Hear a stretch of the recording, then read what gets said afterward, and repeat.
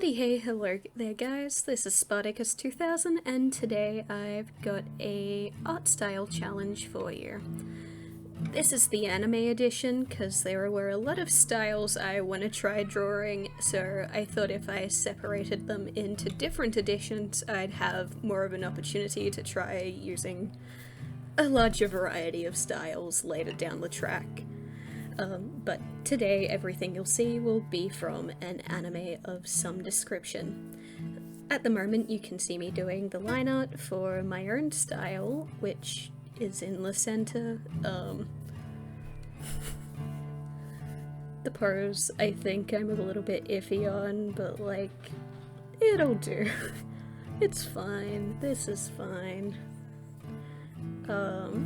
In a minute, you're gonna see me flick to a dark background though to put in the initial base layer, because it's sort of a very pale blue and usually a bit difficult to see on white, so just did that to up the contrast. And here we're doing the shading, which is usually I'll just sort of erase patches after filling the whole thing with a darker multiply layer, because that sort of lets me get a bit more of a softer shading style. This is the only one that will be shaded like this because anime usually only uses cell shading, so I guess it helps us stand out a little bit more. You'll also notice in the background there's several sort of more rectangular shapes. None of them are consistent because I wanted to try and set this up a bit more differently. I wanted to sort of do something more interesting with the background than what people usually do for art style challenges, so I was like, why not make them photo frames? I thought that would be kind of neat and make it look a little bit cooler. I've also obviously got the brick wall behind it. It's not super detailed, but it still gives it a little bit more visual interest and makes it feel like there's a bit more of a story in there somewhere. Yeah. And now, as you can see, I've started doing sketches in white to put in sort of the various poses I wanted to use for each frame, because having them stand there statically is also kind of boring, so I wanted to do something a little bit more fun with it. And from here I just continue on with the sort of funny little poses. Some of them I end up liking a lot more than others in the final thing, but I'll talk about those when I get to them. In a moment I'm about to start assigning which anime goes to which frame. Some of them might already be kind of obvious, actually probably only the Panty and Stocking one, but we'll get to those in a moment.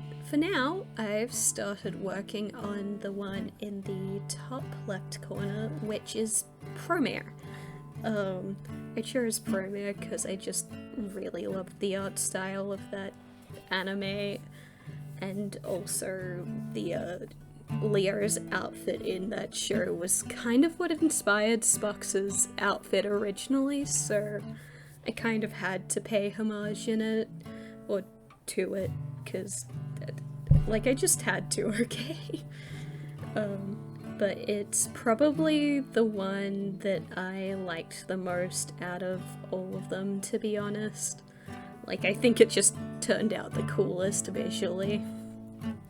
The next one I started working on was the Sailor Moon one. Sailor Moon is, again, quite an important anime to me. I started watching it when I was like 13, I think, and it was one of the first animes I watched, and also probably what gave me a fondness for the magical girl genre anyways. I also really liked the pose this one ended up having, even if I think I got the proportions with the arms a little bit off. But the colours suited, and she just looked quite pretty in that style, so it made me pretty happy, honestly. By this point, you've probably noticed that I've been trying to draw Sparks in outfits she'd probably wear in each show. At this point, I've started doing the line out for the Pretty Boy Detective Club drawing.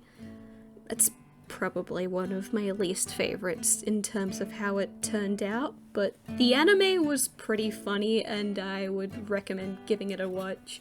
It was sort of a cute, like, mystery series, coming of age type thing, and seeing the friendships between the characters develop was super cute, honestly.